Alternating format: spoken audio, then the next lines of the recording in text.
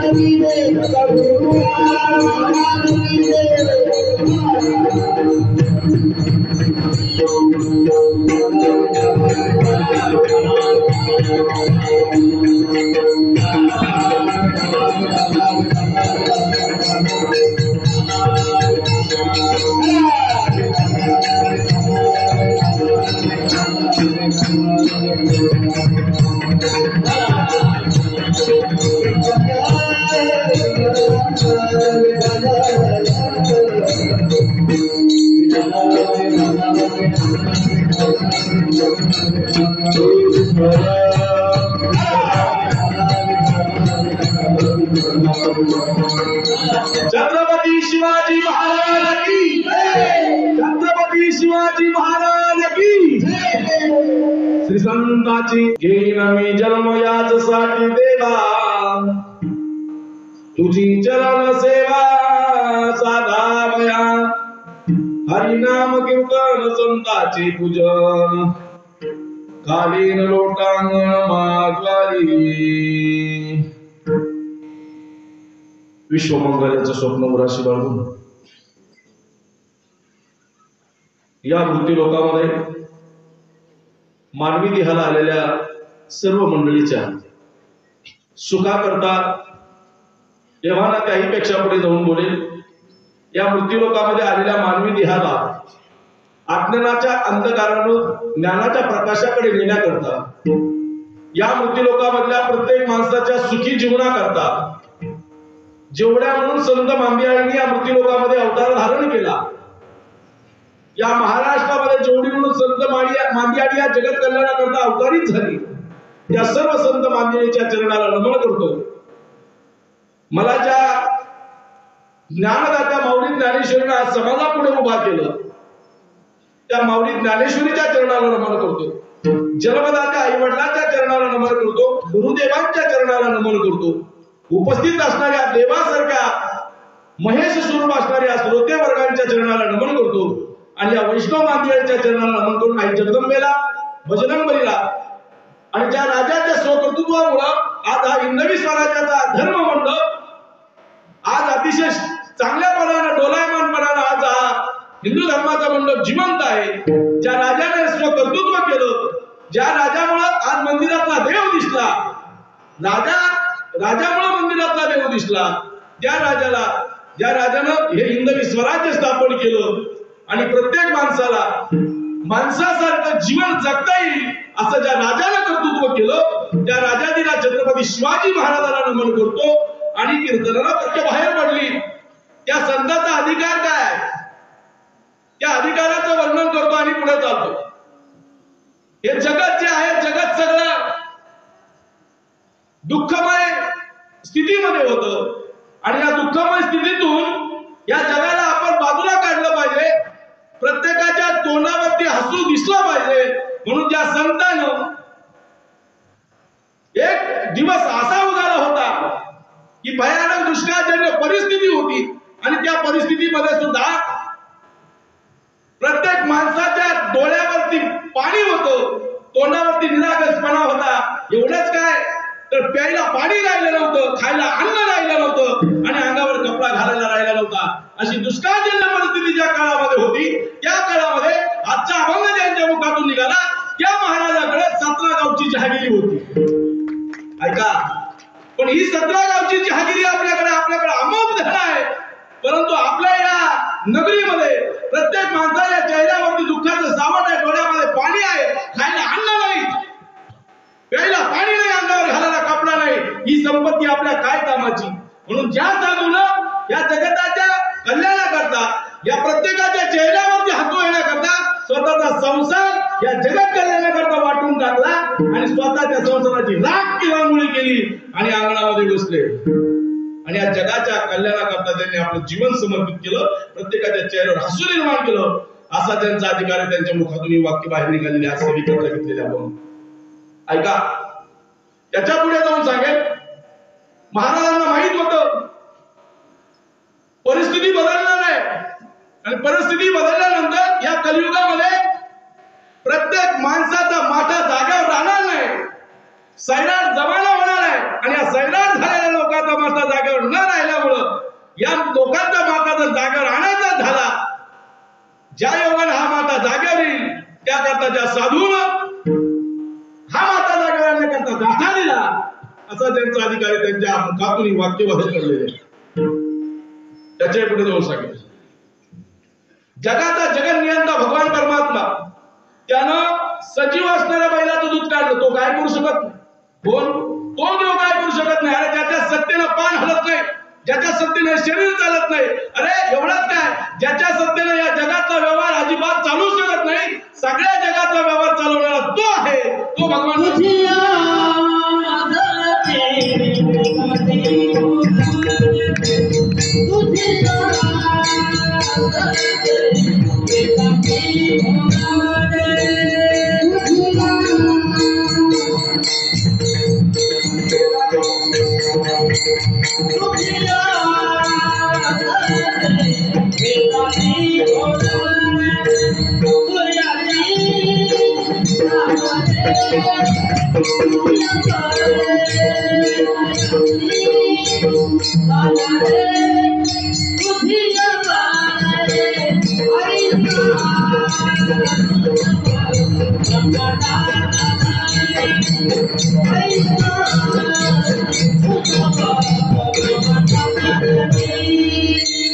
या अनुषंगाने आज आपल्या या पवित्र असणाऱ्या श्री क्षेत्र सराटी अंतरवाली या अंतरवालीमध्ये होऊ घातलेला आपला गरजवंत मराठ्यांचा लढा आणि त्याकरता या मराठा समाजाला आरक्षण मिळावं म्हणून 123 गावाच्या गोदाकाठच्या ह्या सर्व लोकांनी उभा केलेला लढा तो आपल्या या अंतरवाली सराटीमध्ये येऊन स्थिरावला आणि अंतरवाली सराटीमध्ये स्थिरावला. या अंतरवाली सराटीमध्ये स्थिरावल्यानंतर एक अलौकिक कार्य झालं. आज जगाच्या पाठीवर जे कधी झालंही नाही आणि पुढे कधी होणारही नाही, असं फार मोठं कार्य या अंतरवाली नगरीमध्ये झालं. आणि त्या अंतरवाली नगरीमध्ये आपला चालू असलेला 40 दिवसीय कीर्तन महोत्सव आणि त्या कीर्तन महोत्सवातील आज 22व्या दिवसाची आहे. संध्याकाळच्या सत्राची सेवा आहे. बरेचसे महाराज मंडळी म्हणले आमचं भाग्य इथे कीर्तनाला यायचं, आम्हाला कीर्तन मिळाले भाग्य, पण मी म्हणतो माझं डबल भाग्य आहे. कारण काहीला एक कीर्तन मिळायला आटापिटा आहे, पण माझं भाग्य असं आहे की मला या मंडपामध्ये आणि आरक्षणाच्या जागरामध्ये दुसरं कीर्तन होत. माझं परम भाग्य आहे. त्याला फक्त कारण एकच आहे, डबल कीर्तन मिळण्यामागे सुद्धा. जसं निष्ठावंत भाव भक्ताचा स्वधर्म बर का, तसंच मला वाटतं अशोक तात्या ते मग ते ऋषी बनले. मला दादा आमचा आनंद भाऊ म्हणले महाराज तुमची चर्चा निघाली. आणि चर्चा निघाल्यानंतर पाटील म्हणाले स्वतः मनोज जरांगे पाटील त्यांना, आता मी माझ्या मनात नाही सांगत, त्यांना नसलं कीर्तन झालं विचारून घ्या. म्हणले त्यांना की गणेश महाराज माणूस असा आहे, फार निष्ठावान आहे. 109 दिवस आंदोलन चाललं, एकही दिवस गावाच्या बाहेर नाही, प्रत्येक क्षण आंदोलनात आहे. जसं भक्ताचा स्वधर्म आहे निष्ठावंतपणानं राहणं, तसा माझा सुद्धा स्वधर्म आहे मराठ्याशी निष्ठेनं वागणं, हा माझा बी स्वधर्म. म्हणून त्या निष्ठेचं फळ म्हणूनच की काय या मंडपामध्ये मला डबल कीर्तन खरंच निष्ठा आहे. माझी मराठ्याच्या पायी निष्ठा आहे आणि ज्यांनी हा लढा उभा केला आज महाराष्ट्राच्या नाही भारताच्या कानाकोपऱ्यामध्ये मी त्या दिवशी म्हणलो जेवढं नरेंद्र मोदीचं नाव महाराष्ट्रातल्या प्रत्येक 2-3 वर्षाच्या मुलाला माहिती झालं, भारतातल्या 2-3 वर्षाच्या मुलाला माहिती झालं, तसंच आमच्या मराठ्याच्या या ढाण्या भागाचं त्याच पद्धतीचं नाव भारतातल्या 2-3 वर्षाच्या मुलाला सुद्धा माहिती झालं. आणि जेवढे लोकप्रिय मोदी झाले, जेवढे लोकप्रिय मोदी झाले तेवढेच लोकप्रिय आमचे जरांगे पाटील झाले. त्याला एक कारण आहे, माणूस फार निष्ठावान वागणार आहे, समाजाप्रती असणारं प्रेम, समाजाप्रती असणारा एकोपा. आणि मी या मृत्यूलोकामध्ये जन्माला आलो, मी अभंग निवडण्याचं कारणच ते आहे. मी या मृत्यूलोकामध्ये जन्माला आलो आणि जन्माला आल्यानंतर मी कशा करता आलो, जसं तुकोबराय म्हणतात देवाची सेवा करण्याकरता मी जन्माला येईल आणि देवाची सेवा करण्याकरता जन्म घेईन, तसं माझे शिवश्री मनोज पाटील जरांगे सुद्धा म्हणतात मी जन्म घेतलाय पण कशा करता, केवळ आणि केवळ या महाराष्ट्रातल्या मराठ्यांची सेवा करण्याकरता जन्म घेईन आणि ती सेवा मला देवापेक्षाही जास्त आहे. असा हा गरजवंत मराठ्याचा लढा आपल्या अंतरवाली नगरीमध्ये चालू आहे. आणि त्यामध्ये आजी कीर्तनाची सेवा आहे. कीर्तन सेवेकरता अभंग जगद्गुरु तुकाराम महाराजांचा अंतरवालीची किमया अशी झालेली आहे, प्रत्येक महाराज सांगतात येऊ अंतरवाली जगाच्या कानाकोपऱ्यात जाऊन पोहोचली, पण जाऊ द्या ती जगाच्या कानाकोपऱ्यात जाऊन पोहोचली याचा तर आम्हाला परमानंद आहे बर का, पण त्याच्यापेक्षाही दुसरा आनंद आमच्या वारकरी संप्रदायाला जास्त झाला बर का. जसं आम्ही पंढरपूरला गेल्यानंतर कोणाचं पंढरपूर म्हणतो, पांडुरंगाचं नाही म्हणत आम्ही वारकऱ्याचं पंढरपूर म्हणतो बर का. आणि खरंच पंढरपूर वारकऱ्याचं पंढरपूरच आहे आणि पंढरपूर वारकऱ्याचं माहेर आहे. तसं वारकऱ्याचं माहेर पंढरपूर आहे, तसं मराठ्याचं पंढरपूर म्हणजे अंतरवाली आहे. मराठ्याचं पंढरपूर झालं. आणि ही अंतरवाली ही आरक्षणाची नगरी आहे. मी म्हणतो काही दिवसांनी रेकॉर्डवर असं बी येऊ नये आरक्षण नगरी बर का, यायला पाहिजे, काय अडचण नाही आणि ते येणारच आहे. आणि मी तुम्हाला खरी गोष्ट सांगतो, आपल्या मराठा समाजाला आरक्षण मिळणार म्हणजे मिळणारच, त्यात कसलीच शंका घेतली नाही. आता काय होणार आहे, बरेच पिल्ले सुटणार आहेत आणि ते पिल्ले आपल्या संभ्रम निर्माण करणार आहेत. आणि पिल्ले कोण राहणार आहेत, इतर जातीचे नाही. अरे आतापर्यंत इतिहास आहे, मराठ्यांनीच मराठ्याचे पाय कापलेले. मराठ्याचा अधोगतीला जाण्याचं कारणच एक आहे, मी जरा कडवड बोलतोय दादा, मराठ्याला अधोगतीला जाण्याला कारण इतर कोण नाही. त्या दिवशी महाराजांनी सांगितलं आपल्या जातीनंच तोडलं. कोणाला, माणसाला. त्या दिवशी सांगितलं महाराजांनी कुत्र्याला तसं आपलेच माणसं आपल्याला तोडतात महाराज. बघा ना किती शोकांतिक आहे. मी जरा थोडं कडवटच बोलतो, मला काय घेणं नाही कशात. बघा तुम्ही, एका जातीला थोडा हात लागायला लागला अख्खी त्या जातीचे आमदार एका जागेवर येतात. आदिवासीच्या आरक्षणाला हात लागू नये म्हणून ते जागे, म्हणून ते 7-8 आमदार एकाच टायमाला एका जागेवर आले. आणि आपले 122 का भेळ खातात का काय, कांदे हो कुठली, यांना काही घेणं देणं नाही जातीचं. हे घाबरतात महाराज बाकीच्या मतदानाला, पण यांना लक्षात राहायला पाहिजे आम्ही बाकीच्या मतदानापेक्षा सुद्धा आमच्या मराठ्याच्या मतावर आम्ही निवडून येतो. हे विसरून गेले ते. पण आता बरेच जण म्हणतात असं नाही तर तसं नाही. मी तर स्पष्ट म्हणतो, आरक्षण नाही तर इलेक्शन होतं. केला प्रयत्न होणारे महाराज आहे. आता सगळे मराठे जागे झाले, इतके दिवस मराठे जागे नव्हते. आणि आमच्या पहिलं काय व्हायचं, आमच्या लहानपणी एक गोष्ट होती किंवा आता बी एक गोष्ट आहे, वाघ पाहायचा एखादा बाळ म्हणत आई मला वाघ बघायचा, मला वाघ बघायचा.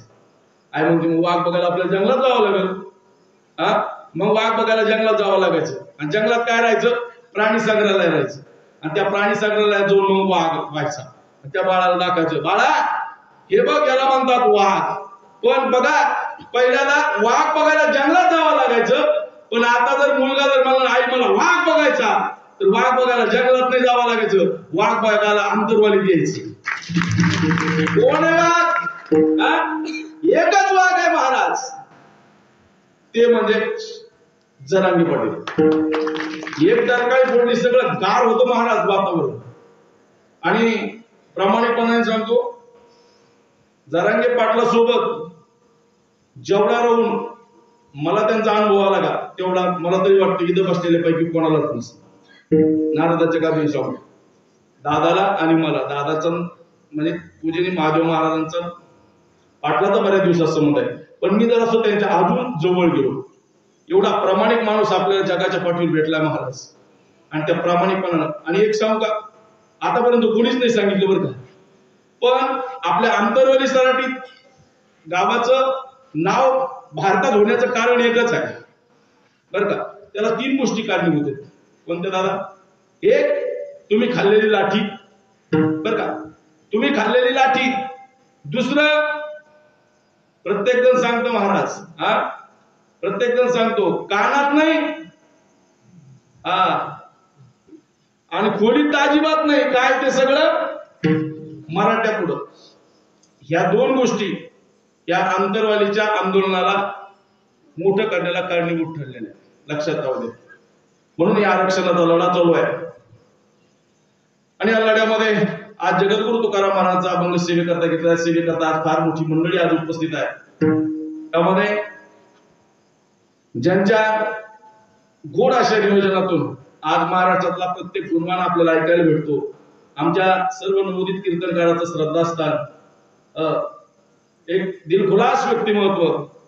आणि मी म्हणतो जो बाणेदारपणा असतो का, बाणेदारपणा जर पाहायचा असेल जरांगे पाटलानंतर आमच्या दादा महादेव दादा. ते कोणाला मोठंही मानत नाही आणि छोट्याला छोटंही मानत नाही, ते प्रत्येकाला मोठंच मानतात.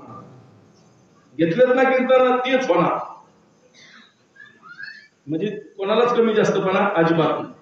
असं गोड व्यक्तिमत्व पूजनीय हरिभक्तीपरायण आदरणीय महादेव महाराज गिरी दादा, आम्ही ज्यांना दादा म्हणतो, त्यांची विशेष उपस्थिती पूर्ण वेळ आहे.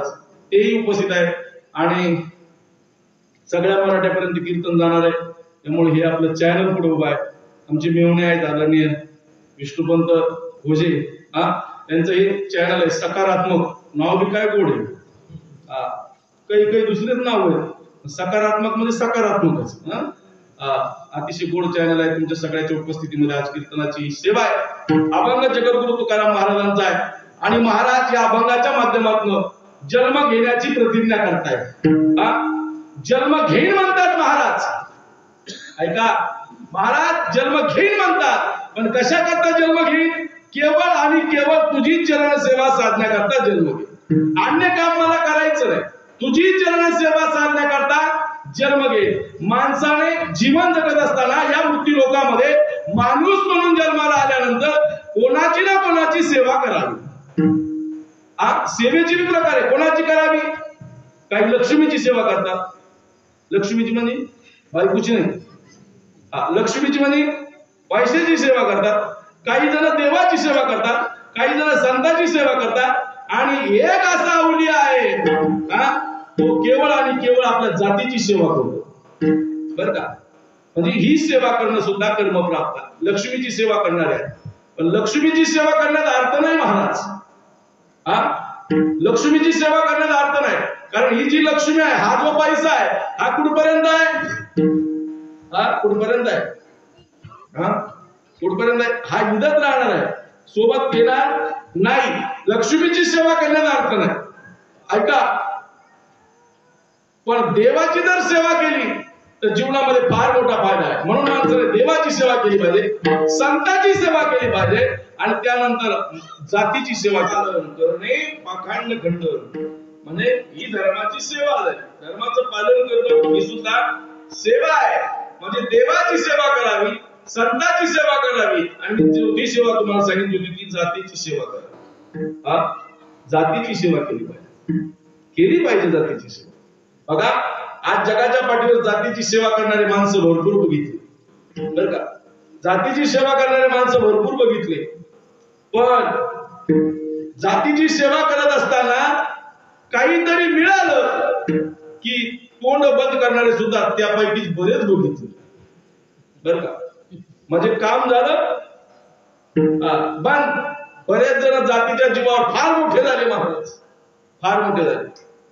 जातीच्या जीवावर फार मोठे झाले. काहींनी आमदारक्या मिळवल्या, काहींना मंत्रिपदा मिळवल्या, काहींना खासदारक्या मिळवल्या. जातीच्या जीवावर सगळे काही मोठे झाले. पण जातीच्या जीवावर मोठं न होता जातीसाठी प्रामाणिक काम करणारा जगाच्या पाठीवर एकच माणूस सापडला, एकच हिरा सापडला, ते दुसरा कोणीच नाही. ते म्हणजे फक्त आणि फक्त जरांगी पाटील. आणि जातीची सेवा करत असताना मी मुद्दाम हा बघणी वाढला. जातीची सेवा करत असताना ती सेवा सुद्धा जसा एखादा सैनिक आपल्या देशाची सेवा करत असताना जीव गेला तरी हरकत नाही. नाहीतर त्याच्यापेक्षा पुढे सांगेल, मी जातीची सेवा, मी देशाची सेवा करत असताना दिल बी देईल आणि माझा जीव बी देईल, पण देशाची सेवा करील. तसं माझा जीव गेला तरी बेहतर, पण मी माझ्या जातीची सेवा करीन आणि माझ्या जातीला आरक्षणच मिळवून देईल. महाराज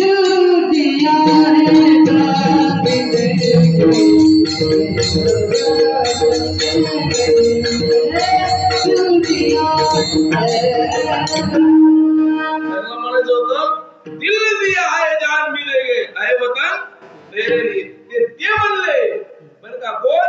जे देशाची सेवा करतात ते म्हणले, पण जे मराठ्याच्या जातीची सेवा करतात ते नाही म्हणले. ते एकच म्हणले, दिल दिया है जान भी देंगे, ए आरक्षण तेरे लिए. फक्त आरक्षण.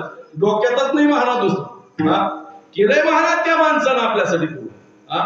बघा आज जर आपण 2 दिवस 1 दिवस जर बाहेर गेलो, आम्हाला आमच्या लक्ष्मीला येत असताना जर सांगितलं आम्ही 2 वाजता घरी येतो, जर 2 वाजता जर आम्ही घरी नाही पोहोचलो तर 2 वाजून 5 मिनिटाला आम्हाला कॉल येतो, महाराज तुम्ही आले नाहीत. किती समर्पण करावं जाती का. आज तुम्हाला वाटत असेल पाटील फक्त किती दिवस झाले आपला लढा सुरू होऊन, काय माहित ना हा लढा सुरू होऊन जवळजवळ आज किती 39 दिवस झाले हा लढा सुरू झालेला. 39 दिवस. 39 दिवसाच्या अगोदर हा लढा सुरू झालेला आहे. कारण त्या प्रत्येक गोष्टीला मी सहकार्य करतोय, प्रत्येक मिटिंगला मी आहे. हे 29 ऑगस्टचं आंदोलन उभा करण्या अगोदर 2.5 महिन्यापासून आम्ही आंदोलन उभा करायला झुकलो सगळे. म्हणजे 2.5 महिन्यापासून ते 39 दिवस, हे म्हणजे 3.5-4 महिने झाले. हा महात्मा आपल्या जाती करता अजून आपल्या घराचा उमरा सुद्धा ओलांडून आतमध्ये गेला नाही. कोणी माणूस जगाच्या पाठीवर कोणी नाही महाराज. एवढं समर्पण आहे जाती करता. एवढंच नाही, आपल्या बापाला बघा वाटत नसेल, आपल्या बापाला बघा वाटत नसेल आपल्या लेकराला. अरे कोण अशी बायको आहे जी आपल्या नवऱ्याला आपल्या जवळ घेऊन बघा वाटत नसेल, अशी कोण बायको आहे. मग सगळ्या गोष्टी होत असतील महाराज. पण माहिती आहे, मला माहिती आहे जरांगे पाटलाचा बाणेदारपणा आणि वागण्याची शिस्त मला चांगली माहिती आहे. जरांगे पाटलाचं काम एकच आहे. जरांगे पाटील जोपर्यंत लिखाण करत नाही एखाद्या गोष्टीचं, तोपर्यंत ते काही करू शकतात. पण एकदा का शब्द समाजाला गेला आणि एकदा का तो तिथं नेऊन पोहोच केला सरकार दरबारी, मी ते करणार असा शब्द गेला की ते करणारच. एवढंच नाही, तुम्हाला माहित नसेल या जाती करता या माणसानं काय नाही केलं. या जाती करता या माणसानं काय नाही केलं महाराज. आपल्याला जर पाऊस आला ना, पाऊस त्याला बघा, ह्या माणसानं ऐका, जरांगे पाटलानं आपल्याला थोडा पाऊस लागला महादेव दादा, तर आपल्याला ताबडतोब छत्री घ्यावं वाटते. पण माझ्या साष्ट पिंपळगावच्या आंदोलनामध्ये जरांगे पाटलानं ज्या आपल्या भावानं आपल्याला आरक्षण मिळावं म्हणून बलिदान दिलं होतं, त्या भावाकरता 10 लाख रुपये आणि एक सरकारी नोकरी प्राप्त करून घेतली. पण ती सरकार दरबारामध्ये मान्य झाली, पण द्यायला उशीर लागायला लागला. बऱ्याचशा काही अडचणी निर्माण होऊ लागल्या. म्हणून माझ्या या जरांगे पाटलानं माझ्या भावाच्या चेहऱ्यावर हसू आणण्याकरता तहसील समोर तब्बल 3 दिवस भर पावसामध्ये हा माझा महात्मा, हा माझा जातीचा सेवक भर पावसामध्ये एक 30 भर सुद्धा हल्ला नाही. हो, एक 30 भर हल्ला नाही. आम्ही साक्षीदार आहेत त्याचे. असा माणूस भेटलं नाही मला समाजात, नाही भेटू शकत. आम्ही कळकळीची विनंती करत होतो, पाटील थोडं तरी बाजून चालावं, पाटील थोडं तरी बाजून चालावं. मला ते एक वेळेस असे खोवळे, ते म्हणजे महाराज तुम्हाला माझी सगळी आचारसंहिता माहित असतात, तुम्ही कशात तोंड घरीत असता. डायरेक्ट बोलले. मग तेव्हापासून त्यांच्या प्रत्येक गोष्टी माहिती असल्यामुळं आता बरेच जणांचे फोन येतात, महाराज पाटील तुमच्या अत्यंत जवळचे, इकडं त्यांना वळायचं सांगा ना. आणि आम्ही म्हणल्यावर पाटील वळतीन बी, पण आम्हाला माहिती ना आम्ही त्यांना म्हणावं का नाही, ना आम्ही काही तोंड हरीत नाही. असा दिलदार बाणाचा माणूस आपल्याला मिळाला, म्हणून आपल्या समाजाला आज सुखाचे दिवस बघायला भेटले. आणि एक दिवस असा येणार आहे आता काही दिवसामध्ये, आपल्या अंतरवालीच्या या समर्पणाला एक दिवस असा येणार आहे ज्यावेळेस मराठ्याचा इतिहास लिहिला जाणार आहे. बरं का, ऐका, ज्यावेळेस मराठ्याचा इतिहास लिहिला जाणार आहे आणि त्या मराठ्याच्या इतिहासामध्ये एक आरक्षणाचं पान लिहिलं जाणार आहे सोनेरी अक्षरामध्ये, आणि त्या सोनेरी अक्षराच्या आरक्षणाच्या पानावर दुसरं कोणाचंच नाव राहणार नाही महाराज, दुसरं कोणाचंच नाव राहणार नाही. पहिलं नाव जरांगे पाटलाचं आणि त्याचबरोबर नाव राहील ते फक्त आपल्या आमदारवाली सराठीचं. लक्षात राहू द्या. म्हणजे जातीची सेवा कशी करावी ही जगाच्या पाठीवर फक्त जरांगे पाटलाकडून शिकावं, अन्य कोणाकडून नाही. बाकीचे सगळे हरामी आहेत. जातीच्या जीवावर शेण खाणारे माणसं बरेच या मूर्ती लोकांमध्ये आलेले. बऱ्याच जणांनी शेण खाल्ले आपल्या जातीच्या जीवावर, बऱ्याच जणांनी खाल्ली. पण हा माणूस इतका प्रामाणिक भेटला आपल्याला माहिती. चला, म्हणून मी आज अभंग हानी वाढला. चरण सेवा आणि जातीची सेवा करायची ती फक्त जरांगे पाटलाकडून शिकावं. आपण सगळे बघताय किती दिवसात झाला. तसं जरांगे पाटलांनी सुद्धा आज या अभंगाच्या माध्यमातून जगद्गुरु तुकाराम महाराज प्रतिज्ञा करतायत. प्रतिज्ञा कशाची? जन्म घेण्याची. आता सर्वात पहिला प्रश्न असा आहे, महाराज प्रतिज्ञा करतात, प्रतिज्ञा करावी कोणून? जे प्राज्ञ आहेत ते प्रतिज्ञा करण्याची आज्ञा करतात, जे सुज्ञ आहेत ते प्रतिज्ञा करतात, आणि जे आज्ञ आहेत का ते नेहमी अवज्ञा करतात. आता सुज्ञ कोणाला म्हणायचं, प्राज्ञ कोणाला म्हणायचं, आणि आज्ञ कोणाला म्हणायचं, आणि तज्ञ कोणाला म्हणायचं? ज्याला सर्व गोष्टीतलं थोडं थोडं कळतं त्याला सुज्ञ म्हणायचं. ज्याला सर्व गोष्टीतलं सर्वच कळतं त्याला सर्वज्ञ म्हणायचं. ज्याला कशातलंच काही कळत नाही त्याला आज्ञ म्हणायचं. ज्याला एकातलंच कळतं बाकीतलं काहीच कळत नाही त्याला त्या विषयातलं तज्ञ म्हणायचं. आता आरक्षणाच्या बाबतीत जरांगे पाटलाला त्याच्यातलं सगळं कळतं म्हणून त्या आरक्षणाचे ते काय झाले? तज्ञ. भले भले अभ्यासक गप्प बसतील, त्यांच्या पुढे गप्पच बसतील. इथं मस्ती करून तयारी करून येतात. आपण जरांगे पाटलाला असं मुरगळू, ह्या शब्दाने तरी मुरगळू, त्या शब्दाने तरी मुरगळू नाही. तुम्हाला जरांगे पाटील मुरगाळता येणार नाही, कारण जरांगे पाटील सगळ्यांना मुरगळीतात. हायगडीत हलका फुलकाच, पण महाराज त्या निष्ठेनं आणि त्या त्यागानं आज चॅलेंज नाही महाराज. आज आष्टीमध्ये पाटोद्यामध्ये या माझ्या मराठ्याच्या देवावरती आज 80 जेसीबीचे फुलं वर्ष करत होते. 80. काल एक वाक्य वापरलं अक्रूर महाराजांनी. अक्रूर महाराज म्हणले महात्म्याच्या अंगावर फुलं पडतात, महात्म्याच्या अंगावर फुलं पडतात, ज्यांनी वीर झाले त्यांच्या अंगावर फुल पडतात, पण जगात पहिलं उदाहरण असं असत, जगात पहिलं उदाहरण असं असत की एका महात्म्यानं आपल्या या वीराच्या अंगावर फुलाची उधळण.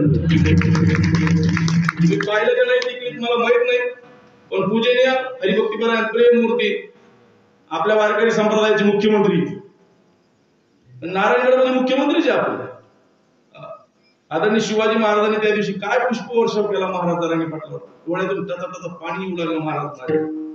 ज्यांच्या अंगावर फुलं पडतात त्यांनी त्यांच्या अंगावर टाकले, हे विशेष झालं लक्षात ठेवा. तर जन्म घेण्याची प्रतिज्ञा करतायत महाराज.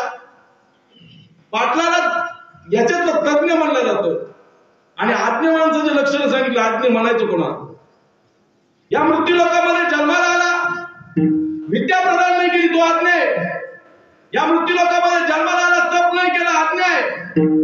या मृत्यू लोकांमध्ये जन्माला आला, दान देण्याकरता भरपूर आहे पण दानच नाही केलं, तो सुद्धा आज्ञा आहे. या मृत्यू लोकांमध्ये जन्माला आला, अजिबात कुलवान म्हणून वागला नाही, तो सुद्धा आज्ञा आहे. या मृत्यू लोकांमध्ये जन्माला आला पण त्याच्याकडे धर्म करण्याकरता सगळं काही आहे पण धर्मच नाही केला, तो सुद्धा आज्ञा आहे. शास्त्रकार सांगतात हे सगळ्या लक्षणांनी युक्त असणारा आज्ञ या मृत्यू लोकांमध्ये जमिनीवर वागतो का, जमिनीवर राहतो का? तो जमिनीवर काय आहे म्हणले? भार आहे, भार जमिनीला भार आहे.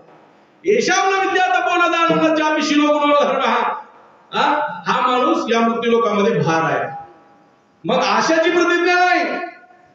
आज या अभंगात जगद्गुरु तुकाराम महाराज प्रतिज्ञा करतायत.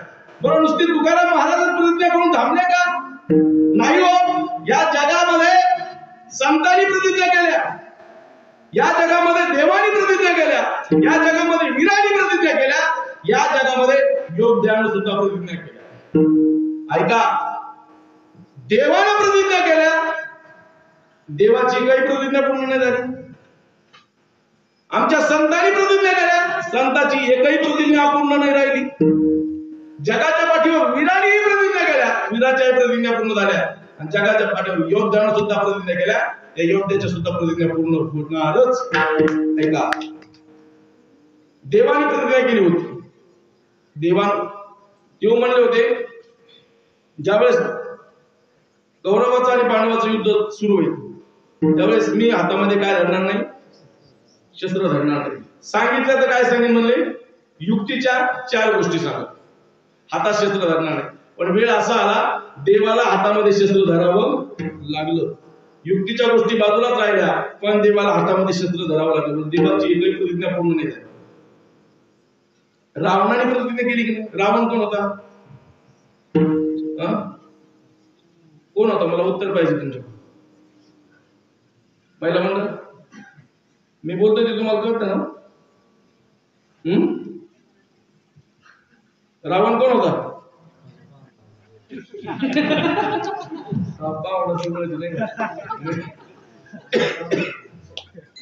आता बऱ्याच जणांचं उत्तर एकच आहे, रावण हा राक्षस होता. बरोबर ना? रावण हा राक्षस होता, बरोबर आहे. पण रावण राक्षसातला सगळ्यात मोठा भक्त होता. हे वाक्य लय महत्वाचं आहे. पण आपले बरेचसे कीर्तनकार, गिरीदादा, बरेचसे कीर्तनकार रावणाच्या बाबतीत बोलायचं म्हणलं ना तर त्याला एकेरी भाषेत बोलतात. काय म्हणतात? रावण्या. जस काय याच्या कामावरला गडी भामट्याचे. पण रावणा इतकी भक्ती तर आपण करू शकत नाही महाराज. रावण एवढा भक्तिमान होता, एवढा भक्तिमान होता, तरी सुद्धा रावणाची एकही प्रतिज्ञा पूर्ण नाही झाली. किती प्रतिज्ञा केल्या त्यांनी? स्वर्गाला जायला शिरीला, पाण्याला खारं पाणी गोड करीन नाही का, आणि सोन्याला सुगंध आणीन. बरं झालं सोन्याला सुगंध नाही आणला. जर सोन्याला सुगंध आणला असता दादा तर तुमच्या जवळ यायला लोक पटकन आले असते. तुमच्या पोटात आमची माया गेले वेळ असतो, काय करा माझ्याकडे चांदीची. पण होईल तुमच्या आशीर्वादाने. कारण दादाने जरा आशीर्वाद द्याला का तो माणूसच सोन्याचा झाला. ताकद आहे महाराज. आमच्यात आरक्षण आहे. आमच्या कीर्तनकारात सगळ्यात महत्वाचं आरक्षण त्यांनी ज्यांना हातात धरलं का त्याचं सोनच होतं महाराज. मग ते दगड का असाय ताकद असते काय ते माणसात. तुम्हाला चांगलं वाटलं ना? वाटत तुम्ही लय प्रेम करतात महाराज, तुमच्यावर लय गाव प्रेम करतो महाराज. एवढं मोठं सामर्थ्य असताना सुद्धा रावणाची एकही प्रतिज्ञा पूर्ण नाही झाली. आता या ठिकाणी संत प्रतिज्ञा करतायत. संतांनी किती म्हणून प्रतिज्ञा नाही केल्या? भरपूर प्रतिज्ञा केल्या. मला आज संतांच्या प्रतिज्ञेपेक्षा सुद्धा महत्वाची प्रतिज्ञा सांगायची. विश्ववंद्य जगाने ज्यांना वंद्य मानलं, आज हा हिंदू धर्माचा मंडप आणि देवळातला देव ज्यांच्यामुळे दिसतोय, भलेही आज जगामध्ये त्यांचे मंदिर नसतील, भलेही जगामध्ये त्यांचे मंदिर नसतील, पण एक गोष्ट लक्षात ठेवा, जगामधले मंदिर त्यांच्यामुळे दिसतात. जगात त्यांचं मंदिर नसेल, असा एकच देव आहे जगाच्या पाठीवर, त्याचं जगात कुठं मंदिर नाही, पण प्रत्येकाच्या हृदयात मंदिर त्यांनी केलं, ते छत्रपती शिवाजी महाराज.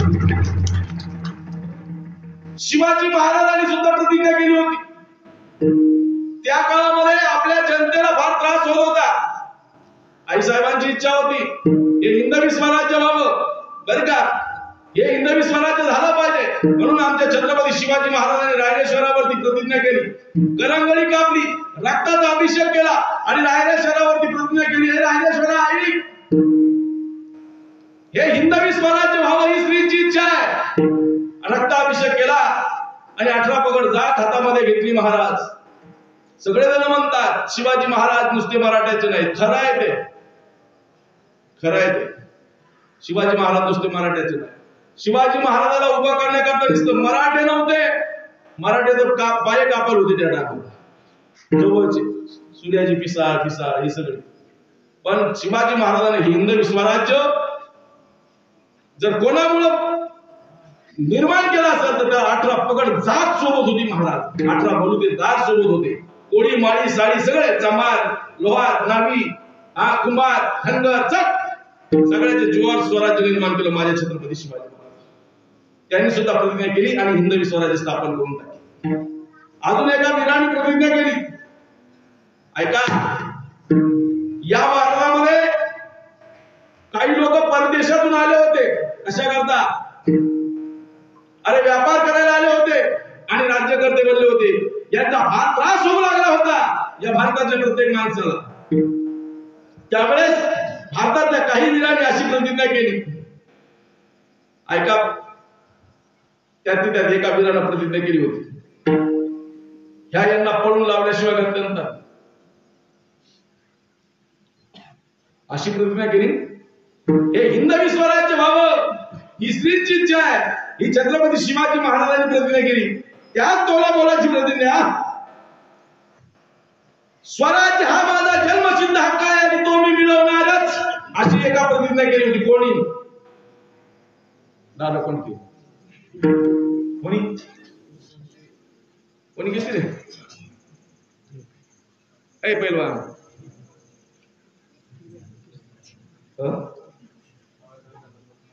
वा, त्यांचं नाव बाळ गंगाधर टिळक होतं. पण ज्यांना लोकांना मान्य केलं होतं म्हणून ते लोक मान्य झाले होते. या पदव्या लोकांनी द्यायला पाहिजे, आपण आपल्याला हिंडायला पाहिजे. काही जण उगतच हिंडले. काय तुम्हाला वाणी हुशार, वाणीचा त्याचा वेळ नाही. तुम्ही म्हणतात महाराज ज्ञानेश्वरी शिवक तुम्हाला पदवी कोण दिली? मी मनात नाही लावली महाराज, ही सगळ्यांनी मिळून दिली. कारण मी ज्ञानेश्वरी ग्रंथाची फार मनातच सेवा करणारा साधक. आपण काय कुठं संस्थेत गेलो होत का काय? दादा ज्ञानोबरायची कृपा आहे आपल्यावरती. मग हे स्वराज्य व्हावं, हा स्वराज्य हा माझा जन्मसिद्ध हक्क आहे, तो मी मिळवणारच, ही लोकमान्य टिळकांनी प्रतिज्ञा केली आणि सगळ्यांच्या जीवावरती स्वराज्य त्यांनी निर्माण केलं. पण दुर्दैव एक वाटतं, भारत देश स्वतंत्र होण्याकरता बऱ्याच जणांना प्राणाच्या आहुत्या दिल्या महाराज. पण दुर्दैव एका गोष्टीचं वाटतं भारत देशामध्ये, मी थोडं वरखडच बोलतो, दुर्दैव एका गोष्टीचं वाटतं, ज्यांनी हा देश स्वतंत्र व्हावा म्हणून स्वतःचं बलिदान दिलं, आज त्याच्या गळ्यामध्ये सुताचा हार नाही महाराज. त्यांच्या गळ्यामध्ये सुताचा हार कोणी घालत नाही. 15 ऑगस्टला भारत स्वतंत्र झाला, त्या स्वातंत्र्य दिनाच्या दिवशी ज्यांनी बलिदान दिलं त्यांचे फोटो नसतात महाराज. पण भारत स्वतंत्र होण्याकरता ज्याचा मला वाटतं काही काडीमोड संबंध असेल अशाच्या गळ्यात मात्र आपण त्या दिवशी स्वतःचा हार घालतो. किती दुर्दैव आहे. भगतसिंगाचा फोटो दिसला कधी, सुखदेवाचा, राजगुरूचा. बरं मला एक गोष्ट सांगा, ज्या ज्या वेळेस भारताच्या स्वातंत्र्याचा इतिहास बोलला जातो त्या त्यावेळेस महात्मा गांधीचं नाव कोणी घेतं का? घेतं का? कोणीच घेत. कारण काहीच नाही ना, खरं कार्य यांनी केलं. म्हणे यांनी प्रतिज्ञा केल्या, यांच्या पूर्ण झाल्या. जगाच्या पाठीवर आमच्या संतांनी प्रतिज्ञा केल्या महाराज, आणि जगाच्या पाठीवर आता होऊ घातलेल्या या युगामध्ये आमच्या जरांगे पाटलांनी प्रतिज्ञा केली. काय? एकच प्रतिज्ञा केली महाराज. काय? आरक्षण आमच्या हक्काचं, नाही कोणाच्या बापाचं. ही प्रतिज्ञा आमच्या जरांगे पाटलाने केली, आणि जरांगे पाटलाने आपल्या अंतरवालीच्या या व्यासपीठावरून एकच शब्द ठोकला, जोपर्यंत माझ्या समाजाला आरक्षण मिळणार नाही, भलेही माझ्या बायकोच्या कपाळावर कुंकू पुसलं तरी चालेल, भलेही माझ्या जातीकरता मी कामी आलो तरी चालेल, पण मी टीचभर सुद्धा मागे हटणार नाही. ज्यावेळेस मी माझ्या मराठ्याला आरक्षण मिळवून देईल त्याच वेळेस मी मागे हटल, अशी माझ्या जरांगे पाटलाने प्रतिज्ञा केली. आणि प्रतिज्ञा ही चांगली आहे. प्रतिज्ञा ही जगाच्या कल्याणाची आहे, आणि चांगल्या गोष्टीला देव सहकार्य करतो. शिवाजी महाराज कारण जीवन जगत असताना माणसानं संकल्प जर करायचा असतो तर तो चांगला करावा, बरं का, तर त्याला भगवान परमात्म्याला येऊन सहकार्य व्हावं. हा संकल्प चांगला आहे, आणि जरांगे पाटलांनी ही केलेली प्रतिज्ञा नक्की पूर्ण होणार आहे. नक्की पूर्ण होणार आहे, नक्की. म्हणजे हे आरक्षण आतापर्यंत मिळालं का म्हणून नसेल असं मला वाटतं. बरं का, किती वर्ष झाले आरक्षणाकरता आपण कुच करतो? 75 वर्ष झाले आपण आरक्षण मिळावं म्हणून कुच करतो. पण आरक्षण मिळावं, आरक्षण इथपर्यंत का नसेल मिळालं? कारण आरक्षण या शब्दापुढे मनोज पाटील जरांगे हे नाव लिहायचं असेल म्हणून इतके दिवस आरक्षण मिळालं. म्हणजे ज्यावेळेस आरक्षण मराठ्याला मिळालं ते कोणामुळं? तर फक्त या मराठ्याच्या योद्ध्यामुळं, शिवश्री मनोज पाटील जरांगेमुळं हे आरक्षण मिळालं. हे देवाला पाहिजे होतं म्हणून देवाने इतके दिवस आपल्याला त्रास दिला असेल, बरं का, असं मला तरी वाटतंय. कारण देवाला चांगलं काम चांगल्या माणसाच्या हातून करून घ्यायचं होतं. कारण हे आरक्षण जर पाठीमागच्या कोणाच्या एखाद्या पुढाऱ्याच्या हाताने जर पूर्ण झालं असतं तर एखाद्या वेळेस देवाला वाईट वाटलं असतं, कारण त्यांचे हात काळे झालेले. पण देवाला वाटलं असेल हे पुण्याचं दान, पुण्याचं दान आपल्याला द्यायचं मराठ्याला, पण एका त्यागवान माणसाच्या कर्तृत्वाला द्यायचं म्हणून आपल्याला इतके दिवस आरक्षण मिळालं नसेल. आणि तेच आरक्षण आपल्याला बरोबर मिळणार, तुम्ही चिंताच करू नका. कारण आता मराठी एवढेच भयानक वातावरण झालंय. कारण माणसाने कोणाला बी अंगावर घ्यावं, बरं का, माणसाने कोणाला बी अंगावर घ्यावं, पण मराठ्याला कोणीच अंगावर नाही घ्यावं. हे त्यांना काय माहित नाही का? हापक्याला हे बी बाप चढलेले सध्या, तुम्ही टेन्शन घेऊ नका. त्यांचं आता दुसरं सुरू व्हायला लागले कथ्याकडून. एखाद्याचा राजीनामा मागायचा, नाही तर राष्ट्रपतीची राजवट लागू करायची. म्हणजे धनगर बी बिचारे बी आरक्षणामुळे मिळेल, आणि मराठी सुद्धा बिना आरक्षणामुळे मिळेल. हे ठाट्या आहे मोकळे आपल्यातले आपल्यात लावून द्यायला लागलेत महाराज लोक. धनगर समाजाच्या प्रत्येक बांधवाला वाटतं मराठ्याला आरक्षण मिळावं. मी म्हणतो सामान्य प्रत्येक माणसाला वाटतं मराठ्याला आरक्षण मिळावं. वाटतंय कोणाला नाही? जे मराठ्याच्या मतावर निवडून आलेले जे ओबीसीचे पुढारी आहेत त्यांना वाटतं मराठ्याला आरक्षण मिळवलं. त्याची यादी तुम्हाला सगळ्याला पाठच झालेली. त्यांची नावं कशाला घेऊन तोंड कशाला पाठवा? त्यांचं नाव घेणं म्हणजे आपल्या वाणीला दोष लागणे, तसल्याचं नाव सुद्धा तोंडावर घेऊन. पण आपल्याला भांडण लावून देणं सुरुवात केली. पण आता तुम्हाला सांगतो वाघ मैदानात उतरलेला आहे, आणि आता तो टीच भर बी हटत नाही. अरे बघा, आम्हाला कुठं कधी कधी हाटलीवर बसलं का असं वाटायचं, बरं का. मी एक दिवस जरांगे पाटलाला म्हणून मला ते सहज विनोदाने हमेशा बोलतात. मला हमेशा एकच शब्द राहायचा, बरं आहे बा तुमचं महाराज लोकांचं. काय म्हणायचे?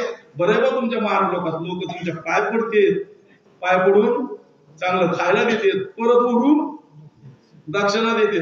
पण मी म्हणलो त्यांना एक दिवस सहज बोलता बोलता म्हणलो, पाटील आणि खरं आहे बरं का, नाराजांच्या गाव येऊन बोलतोय, उद्या ती बी ऐकणार आहे, जर खोटा असत नाही काना हाणतील ती. खरं आहे म्हणून सांगतो तुम्हाला. त्यांना म्हणत होतो, पाटील तुम्ही आमच्या संगतीत आलात, एक दिवस जग बी तुमच्या पाया पडणार.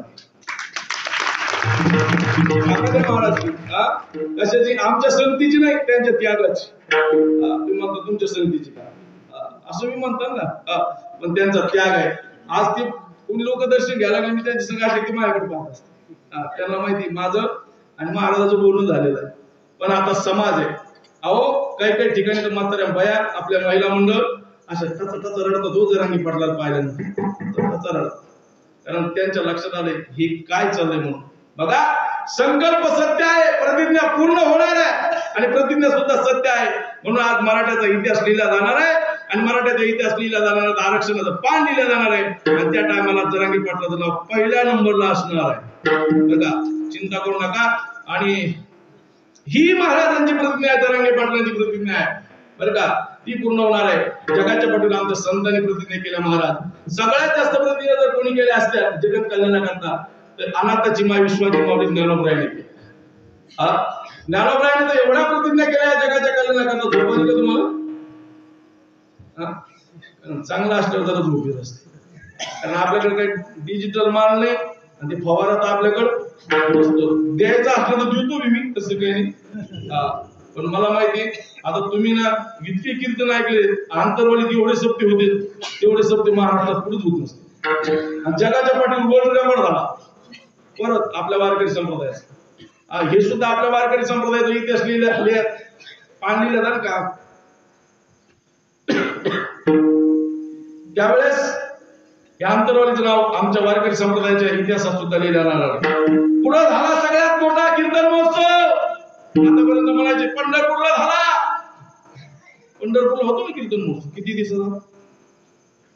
महिन्याचा.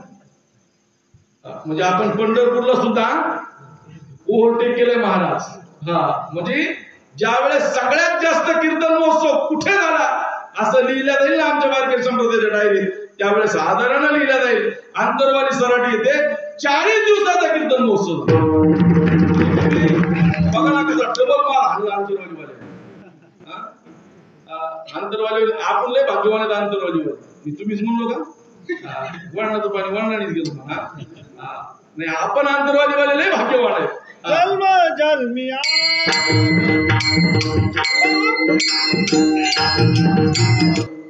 बहुपुण्य केलं म्हणूनच तर हे ना 40 दिवसाचा कीर्तन महोत्सव म्हणजे बहुपुण्य मिळाला का तुम्हाला. पण तुम्ही डबल धमाका केला बरं का. कोणता धमाका? मराठ्याच्या इतिहासात बी अंतरवादी आपली, आणि वारकरी संप्रदायाच्या इतिहासात बी अंतरवादी. हे फार मोठं नाव आपण कमवलं. महाराज या ठिकाणी प्रतिज्ञा करताय, ज्ञानोबरायांनी प्रतिज्ञा केली. आता प्रतिज्ञा सांगण्यातच 11:45 वाजले. मला 15 मिनिटं शिल्लक राहिले. 15 मिनिटात थांबायचं. आपलं कीर्तन असंच राहणार होतं आज बरं का, एकदम आपलं हसून खेळून. बाकीचं तर कसं होईल, पण आपलं लेकरू आहे. मला तर असं चिंता पडली होती माझ्या कीर्तनाला लोकच येतात की नाही.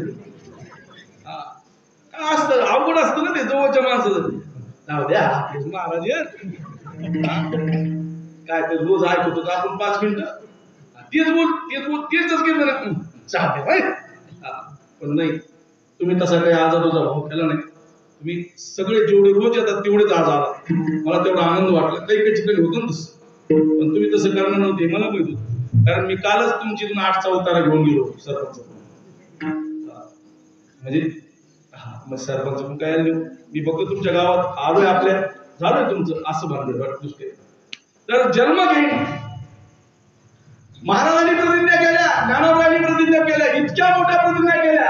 ज्ञानोबरायांनी प्रतिज्ञा केली होती, ही नगरी कोणाची आहे? ही नगरी कोणाची आहे? महाराष्ट्र नगरी कोणाची आहे? ही काय मुसलमानाची आहे?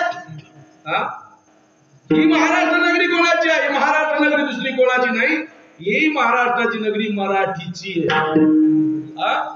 ज्ञानोबरायांनी प्रतिज्ञा केली आहे, मराठीची नगरी ब्रह्मविद्येचा सुकाळू करी, घेणे देणे सुखाची आवडी होते या जगा. या मराठीच्या नगरीमध्ये ब्रह्मविद्या एवढी ओतप्रोत भरून टाकेल.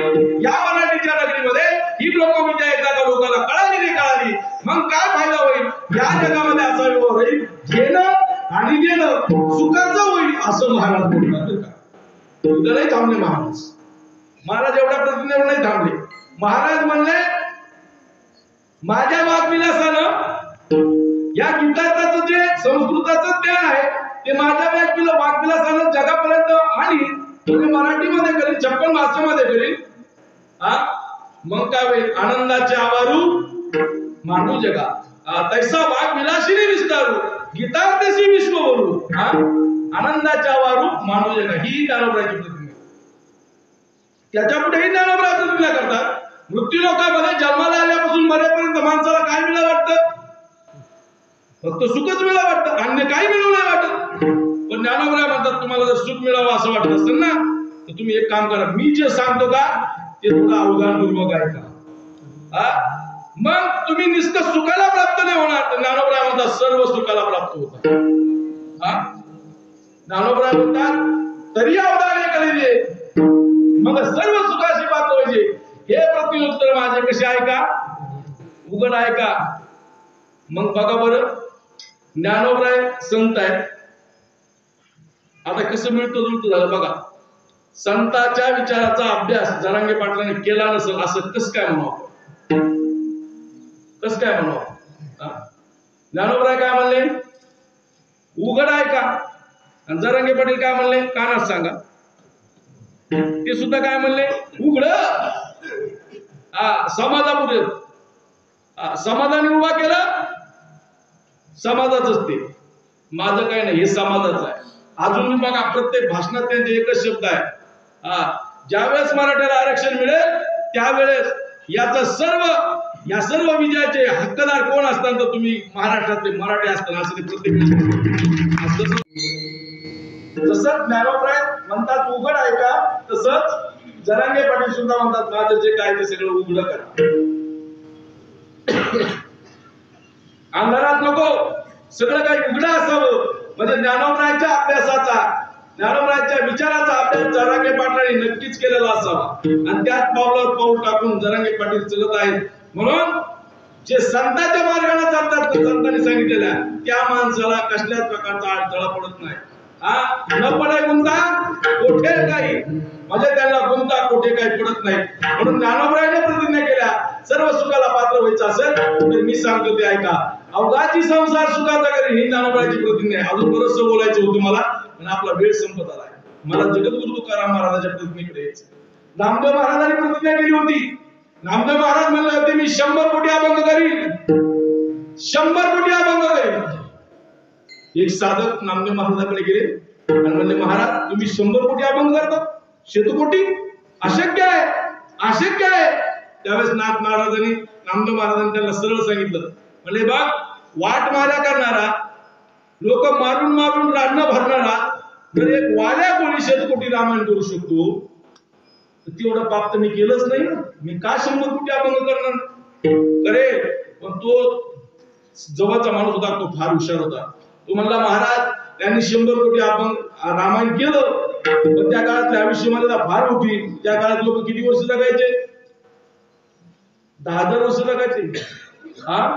तेव्हा ते शक्य झालं. पण आता जर आयुष्याचा विचार केला तर किती आयुष्य आहे? 100.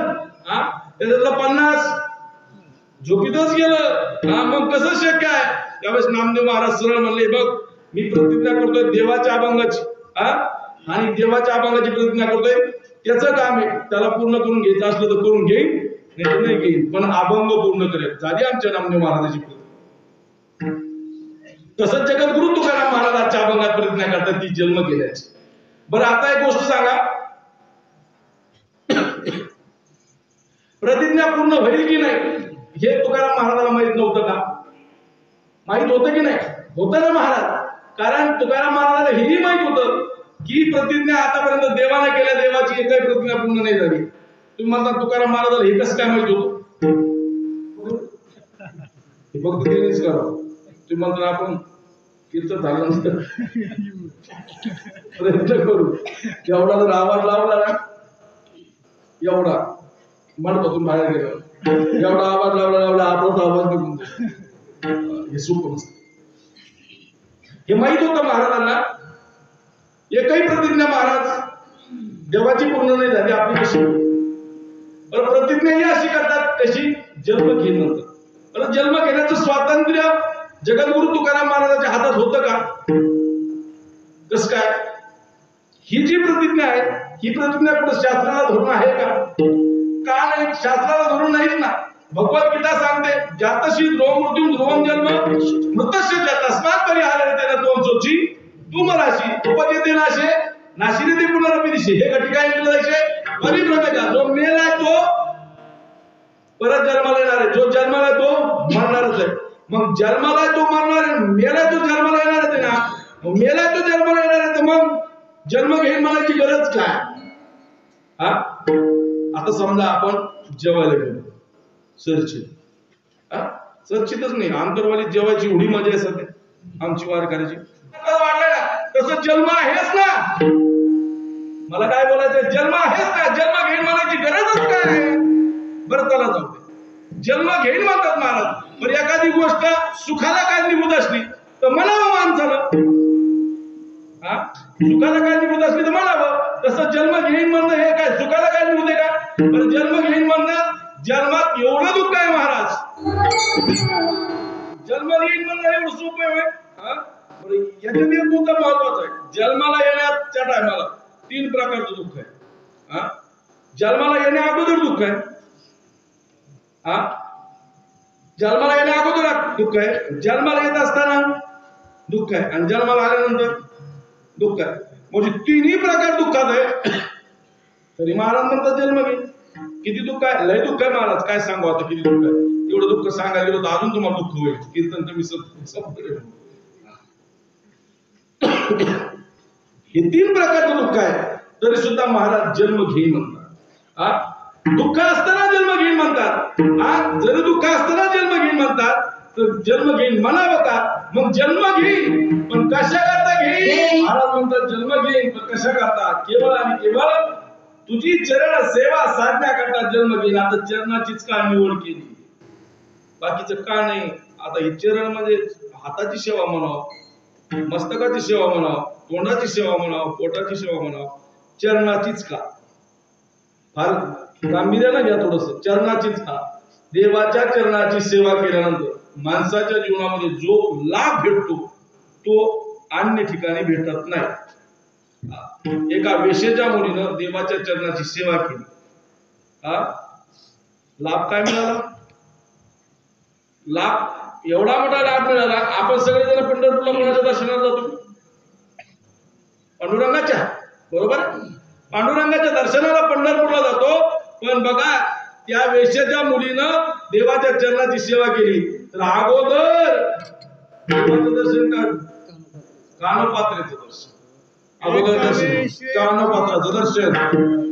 एका वेश्येची मुलगी भक्ती करून धन्य झाली.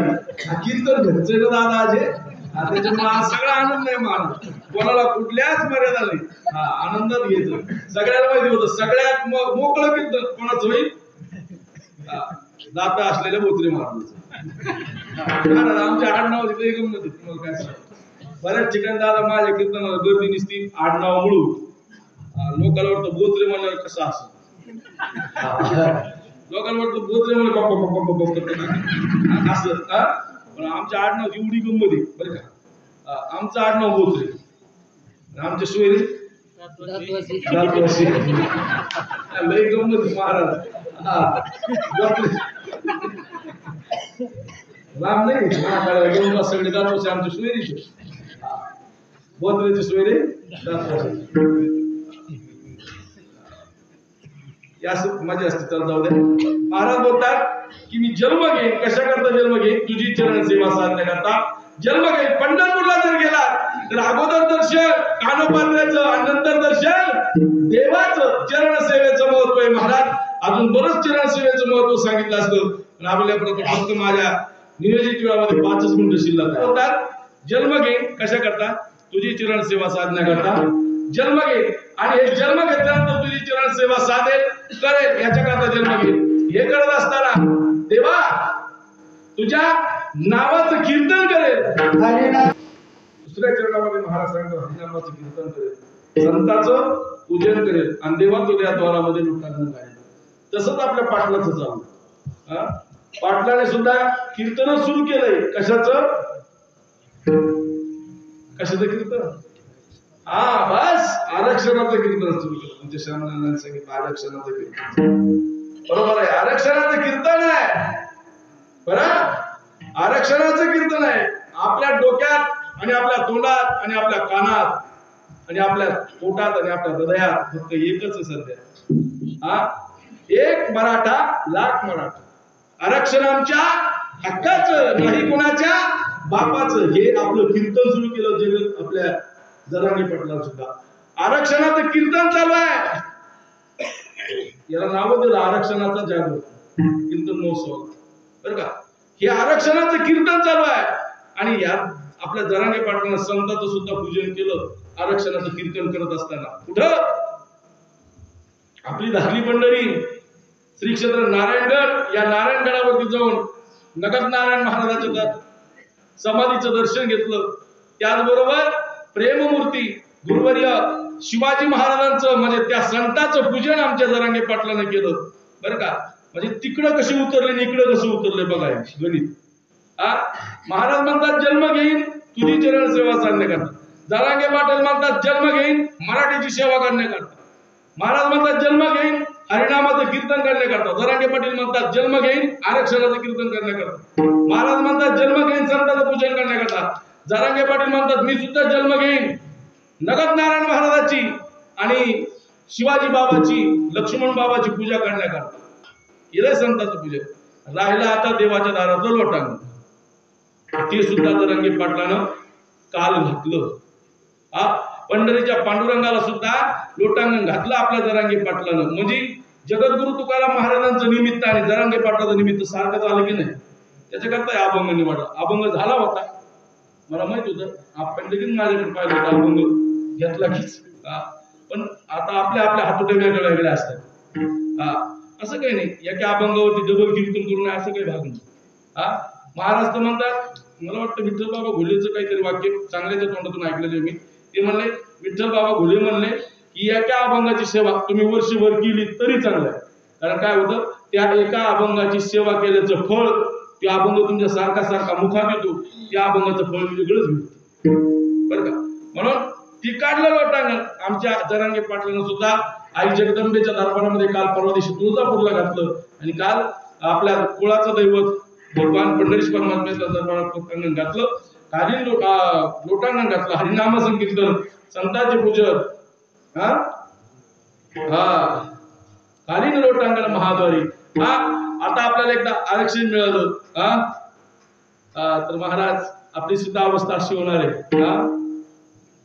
हरिनाम कीर्तन संतांचे पूजन घालीन लोटांगण महाद्वारी. त्याच्यानंतर महाराज म्हणतात प्रेम होईल. एवढा आनंद होईल, एवढा आनंद होईल.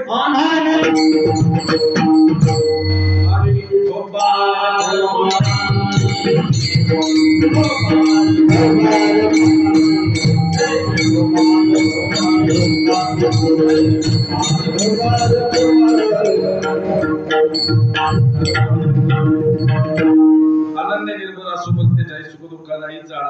अनेक सायास न करीना धरी आस होईल उदास सर्व बाबे. आणि दुर्मिळ असणारा मोक्ष सुद्धा आमच्या घरी काम करील. ते बी आम्ही सांगतो तसं त्याच्या मनाने नाही. एवढी ताकद कशाची? या सगळ्या फळात कामान केलेल्या कामाची. असं या अभंगाचा सरळ सरळ भाव आहे. झालं माझं कीर्तन. सगळ्याला फोन करा आपल्या पाहुण्याला. या आमच्या आंतरवली दिवाळी म्हणायची 14 ऑक्टोबर. या दिवाळीला बरं का सगळे या. कोणी घरी राहू नका. सगळ्यांना निमंत्रण द्या. आम्ही तर सुरू केलं आता. सगळ्या महाराज लोकांना बोलून घेणार आहेत आम्ही. आमच्या घरचे पाहुणे रावळे चढ येणार आहेत त्या दिवशी. तसे तुम्ही सुद्धा सगळ्याला मुळे द्या अशी तुम्हाला विनंती करतो. 14 ऑक्टोबरला आपण सगळ्यांनी आपल्या आपल्या पद्धतीनं आपल्याला जे नियम दिले जाणार आहेत. कारण आपल्या अंतर्वाली करता सुद्धा नियम राहणार. मग अशी बैठकीमध्ये झालंय आपल्यावर म्हणजे आपल्या या 9-10 गावावर जेवढी जिम्मेदारी राहणार तेवढी कोणावरच नसणार. त्याच्यामुळं प्रत्येक महिलेवर जिम्मेदारी राहणार आहे आपल्या अंतर्वाली. तिला ते कार्ड दिलं जाणार आहे. त्या महिलेनं ते काम करायचं. जसं तुम्ही इथं माणसं हटायला त्याला सगळे कामं करत होतात तशाच पद्धतीचं काम आपल्याला तिथं करावं लागणार आहे. फक्त थोडं संयमानं.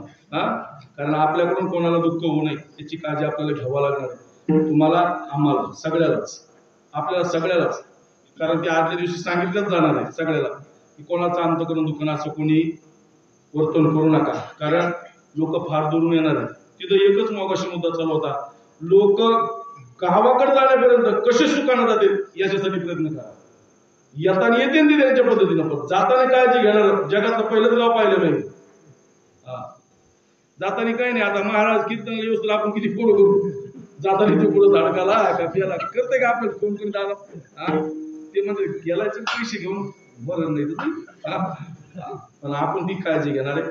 म्हणून सगळ्यांना विनंती, 14 ऑक्टोबर अतिशय महत्वाची आहे, त्यामुळे तुम्ही सर्वांनी 14 ऑक्टोबरला म्हणून तेवढ्या पद्धतीनं काम करा. पुन्हा एकदा विनंती करतो की सगळ्यांनी आपल्या आई वडिलांना व्यवस्थित सांभाळा बरं का. ज्याच्या घरात मायबाप बरं का, ज्याच्या घरात मायबाप सुखानं घास खातात तो जगातला सगळ्यात श्रीमंत माणूस आहे. दादा, सगळ्यात श्रीमंत माणूस पाहायचा असेल तर लय मोठे पैसे कमवले, लय मोठा बंगला बांधला, बंगला बांधला, लय मोठा बंगला बांधला. हो महाराज चला आमच्या घराला पाय लागू दे. घरात देवघर विचारलं, 11 लाखात देवघर आहे, देवळात देव आहेत का? म्हणून महाराज आहे ना. मी सहज विचारलं जिवंत देव कुठे तुकले, ते म्हणजे महाराज देव कुठे जिवंत असतात. या अमेरिकेला शिकलेला हा त्याला काय करणार, पण घरातले देव सुखी ठेवा. महाराज तुम्ही पत्राच्या देवाला कमी पूजा बरं का, थोडं जास्त बोलतो मी, पत्राच्या देवाला कमी पूजा, दगडाच्या देवाला त्याच्यापेक्षाही कमी पूजा, पण खरे जे देव आहेत ना घरातले त्या घराला जास्त पूजा. तुम्हाला दगडाच्या देवाला पूजल्यानंतर तेवढं पुण्य लागणार नाही, पत्राच्या देवाला पूजल्यानंतर तेवढं पुण्य लागणार नाही, त्याच्यापेक्षा काही जास्त पुण्य तुम्हाला तुमच्या घरात असलेल्या 2 जिवंत देवाला पूजल्यानंतर लागणार. त्यांची पूजा करा. कशाला जाता काशीला, कशाला जाता द्वारकेला, कुठं जाऊ नका, तुमच्या घरातच तीर्थ आहे. महाराज मातृदेवो भव, पितृदेवो भव, आचार्य देवो भव, अतिथी देवो भव, हे सगळे देव आहेत. म्हणून आई बापाची सेवा करा हीच विनंती करतो. आणि पुन्हा एकदा मला परत एकदा पूजनीय हरिभक्तीपरायण गिरी महाराज यांच्या माध्यमातून कीर्तन सेवा करण्याची संधी मिळाली. गावकऱ्याच्या वतीनं पुन्हा एकदा माझं नशीब भाग्य समजतो. कीर्तनाकरता तुम्ही सर्वजण उपस्थित राहिला त्याबद्दल तुम्हाला पुन्हा एकदा धन्यवाद देतो. जमलेल्या सर्व माझ्या वैष्णव मंडळीच्या चरणावरती नमन करतो, तुम्हाला सर्वांच्या चरणावरती नमन करतो. आणि गोड सिस्टीम आमच्या विजूदादाची गोड आहे. महाराज कसला थकवा नाही, कसले नाहीतर त्याची अवस्था तर आता सध्या अशी विजूदादाची सध्या मी सत्यच सांगतो मंडप मध्ये काय अडचणी सांगा. जसं हे सुरू झालंय तसं मला नाही वाटत तू एका दिवशी तरी 1:30 वाजता घरी जाऊन झोपला असं. गावातला रात्रभर जागणारा माणूस, तुम्ही 10-5 जण रात्रभर जागे मंडप मध्ये, कारण महिला मंडळी इथं असतात, त्यांची सेवा करण्याकरता ही सगळी मंडळी रात्रभर जागतात. त्यांना सकाळी विचारलं मी, दादा तू कोण विचारलं पण बाहेर गेला, महाराज घरीच गेलो 7 वाजता. म्हणजे रात्रभर जागून सेवा करतोय. आणि सिस्टीम बी एकदम ओके महाराज. आपल्या पंचक्रोशीतली संस्था सिस्टीम मध्ये विजय मंडप कीर्तनाची सिस्टीम फक्त त्यांनीच लावा, दुसऱ्यांनी जमत. कोणाचा चिर त्यांचा अजिबात होत नाही, कारण ते तंतोतंत दोघं भाऊ, आमचा बबन दादा आणि विजू दादा, हे दोघं भाऊ अतिशय तत्परतेने हे काम करतात. त्यांना सुद्धा गावकऱ्याच्या वतीनं साष्टांग प्रणिपात करतो. गोड सिस्टीम दिल्याबद्दल तुम्हाला धन्यवाद देतो. आणि तुम्हाला पुन्हा एकदा मानाचा मुलगा करतो आणि लांबलेल्या वाणीला याच ठिकाणी पूर्ण करतो.